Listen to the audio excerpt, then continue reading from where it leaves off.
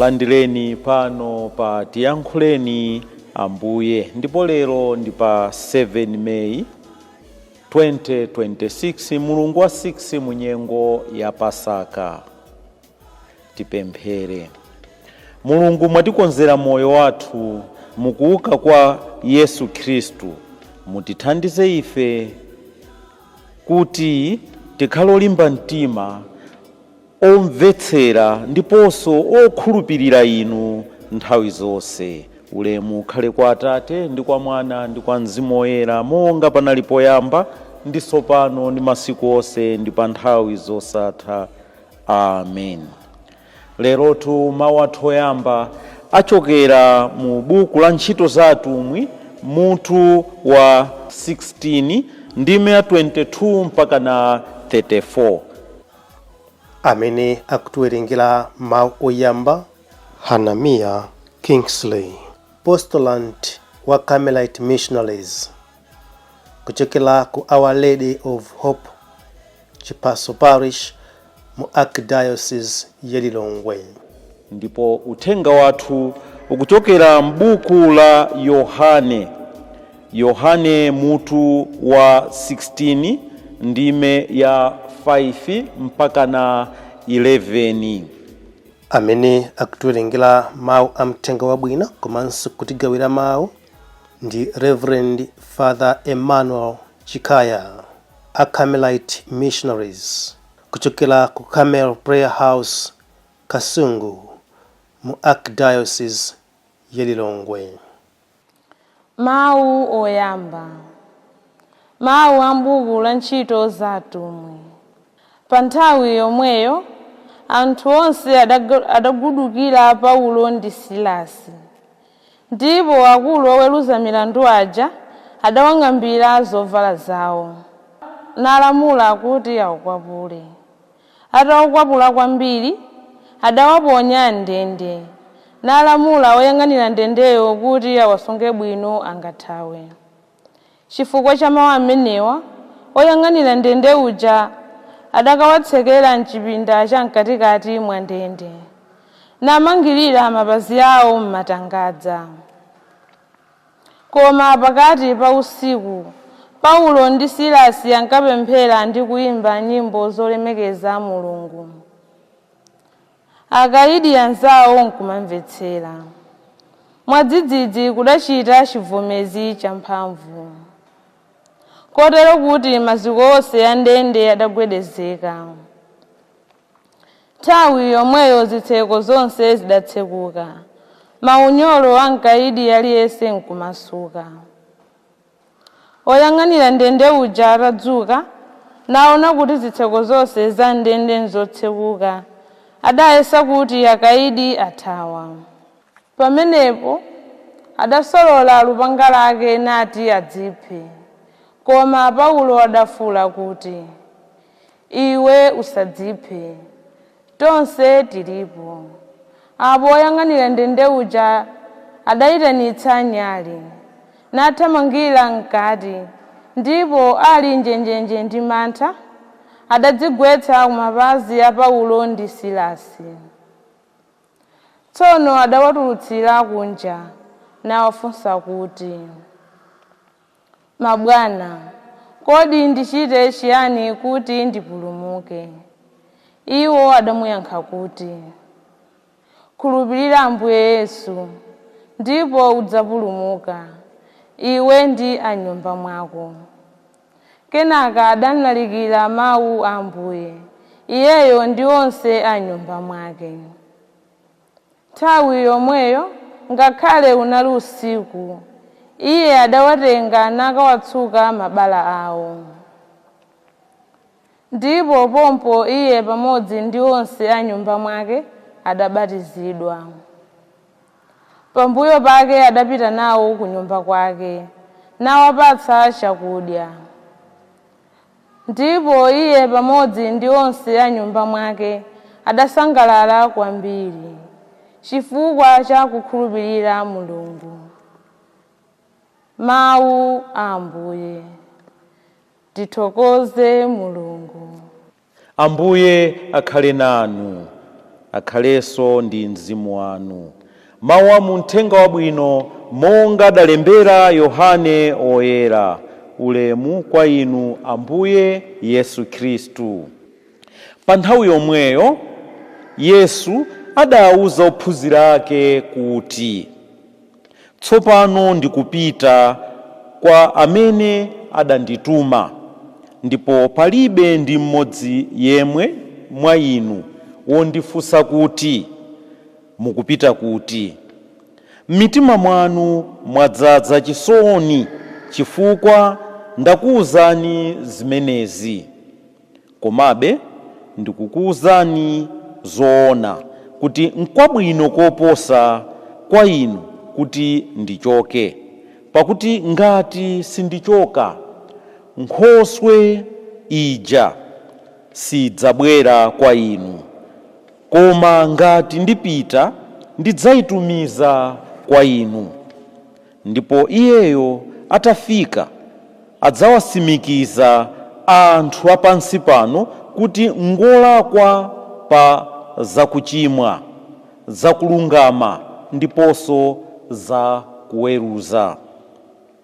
Ngolakwa pa zakuchimwa chifukwa sandikhulupirira, ngolakwa pa zakulungama chifukwa ndikupita kwa Atate ndipo simudzandionanso, ngolakwa pa zakuweruza chifukwa Satana, mfumu ya anthu oyipa a dziko lino lapansi, waweruzidwa kale. Uthenga wa Ambuye. Ulemu kwa inu Ambuye Yesu Khristu. Lero tikupitiriza kuona mphamvu ya kuuka kwa akufa kwa Ambuye Yesu m'mawu athu oyamba. Paulo ndi Silas kuzunzidwa chifukwa chokhulupirira Yesu Khristu, kuvutisidwa, kuvulidwa zovala, kukwapulidwa, kumenyedwa chifukwa chokhulupirira Yesu Khristu.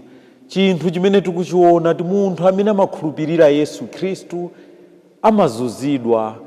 Munthu amene amakhulupirira kuuka kwa akufa kwa Ambuye Yesu amamva kuwawa. Koma ngakhale amve kuwawa, iyetu sakhumudwa, iyetu salekera pompo, iyetu amapitiriza kulalikira dzina la Ambuye Yesu. Ngakhale achitiridwe nkhanza, Mulungu samutaya. Ngakhale aone mavuto osiyanasiyana, Mulungu amakhala naye. Ngakhale akhale kuti akuzunzidwa chotani, ngati iye waphatana ndi Ambuye Yesu, Ambuye Yesuwo amakhala naye. N'chifukwa tikuona Paulo ndi Silasi pamene amangidwa ali mu ndende muja, iwotu akupempherabe, akuyimba nyimbo zontamanda Mulungu. Ukutu ali ndi akaidi ena amene amavesera zimenezo, amenenso zinayamba kuwakhudza ndipo zinasintha moyo wawo. Ngakhale anali m'mavuto, ali mu ndende muja, Paulo ndi Sila amalalikirabe, kuwalalikira akaidi azawo kuti asinthe, akhulupirire Ambuye Yesu ouka kwa akufa. Ngakhale ifenso tikhale pa mavuto, tikhale mu ululu wotani, sitikuyenera kusiya kulalika.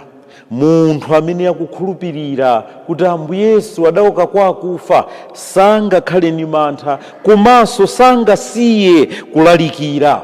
Zimenezi ndi zimene tikuziona mwa Paulo ndi Silasi. Tikuonanso kuti Mulungu sataya wake, Mulungu amakhala ndi anthu ake, komanso Mulungu ali ndi dongosolo. Tikuona pamene chivomerezi chachitika, zitseko za ndende muja kuti zinatsekuka, ndipo maunyolo anaduka. Anthu amene ali mu ndende muja adakatha kuthawa. koma tikuona ti onse chifukwa amamvera mawu a Mulungu, amamvetsera zimene Paulo ndi Silasi amalalikira, palibe ndi mmodzi yemwe anathawa. Ndipo tikuona Paulo akumuteteza uja oyang'anira ndende gadi uja pamene watulusa chimpeni kuti aziphe yekha.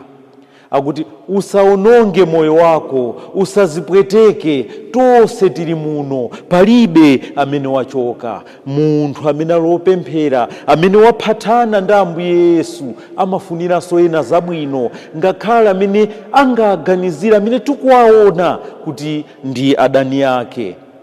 Paulo oyera ndi ena onse amene ali mu ndende muja alandira Ambuye Yesu, abva kulalika kuja, sakuthawa mu ndende muja chifukwa sakufuna kuti uja oyang'anira uja akhale m'mavuto.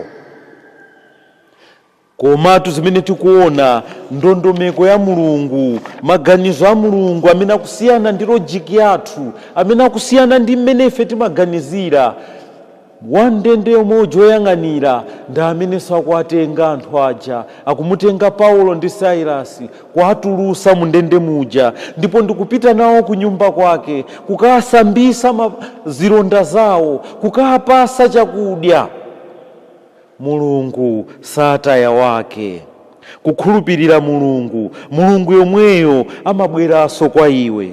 N'chifukwa tu Mulungu pamene wandende uja oyang'anira ndende uja akuti akuwafunsa Paulo ndi Silasi uja, kodi ine ndichite chiyani kuti ndipulumuke? Nditani ine kuti ndilandire moyo osatha? Paulo chimene akuyankha, tikhulupirirani Yesu, ndiye mwini moyo, ndi amene amapulumusa. Tikamaona chithunzi cha Ambuye Yesu achifundo, timaonaponso malo amene wa Yesu ndikhulupirira inu. Munthu amene amakhulupirira Ambuye Yesu amapasidwa moyo, amakhala wamtendere, amava kukoma mmoyo wake, amakhala wachimwemwe. Izitu zachitikira Paulo ndi Silasi ndi andende aja, komanso kuona amene amayang'anira ndende uja tinayenso ndi nyumba yake yonse akubatizidwa, akukhalanso muchimwemwe chimenechi. Uthenga wathu ukutithandiza chani pa siku la lero? Tikuuva bwanji uthenga umenewu? Munthu akamachoka pakati pathu timamva chiyani? Timamva chisoni, timamva kuwawa kuti akutisiya. Koma munthu akamabwera pakati pathu timakhala osangalala, timakhala achimwemwe. Umutu ndi mmene moyo wathu uliri. Leronso ta Ambuye Yesu akuwauza ophunzira ake kuti tsopano ndikupita kwa amene adandituma, ndipo palibe ndi mmodzi yemwe amene akundifunsa kodi mukupita kuti. Ndikudziwa kuti muli pa chisoni, ndikudziwa kuti simukuva bwino, ndikuva mukuva kuwawa, koma khulupirirani zimenezi. Ndikuyenera ine kupita, ndipo zimenezi ndizoona, ndikuyenera kupita. Fa ndikapanda kupita ine, ndiye kuti Nkhoswe, Mzimu Woyera sangabwere. Ndikuyenera kupita.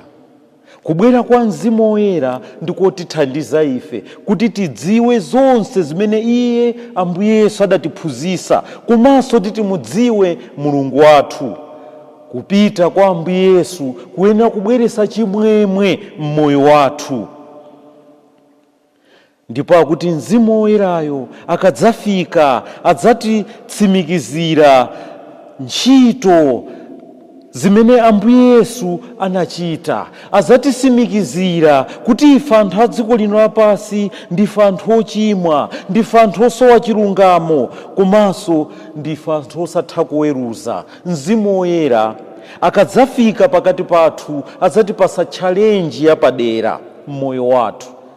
Kodi ifeyo ngati tili ndi Mzimu Woyera ameneyu analowa mwa ife, amakhala mwa ife, tikumudziwada Ambuye Yesu, kodi ndife anthu odana ndi machimo, ndife anthu ofuna chilungamo, komanso ndife anthu oweruza moyenerera? Munthu amene amakhala ndi Mzimu Woyera umene Ambuye Yesu adatitumizira atapita, umene ukubweretsa chimwemwe kwa ife, ukutipasanso ife kuti tikhale anthu osangalala, okonda ena, oweruza ena mwamtendere, ndipo othandiza ena kuti amuziwe Ambuye Yesu mmene ayenera kumuziwira. Mzimu Woyera ndiwo umene umationesa kulakwa kwathu. Mzimu Woyera umatithandiza ife kuti tiziwe kuti ndife anthu ochimwa. Mzimu Woyera umatithandiza ife kuti tikhale anthu okhulupirira Yesu pa dziko lino lapasi.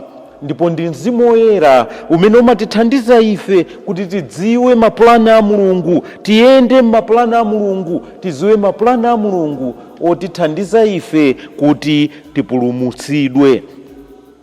Mzimu Woyera umatithandiza ife kuti tichoke mu machimo, kuti tidzakhale mu moyo osatha.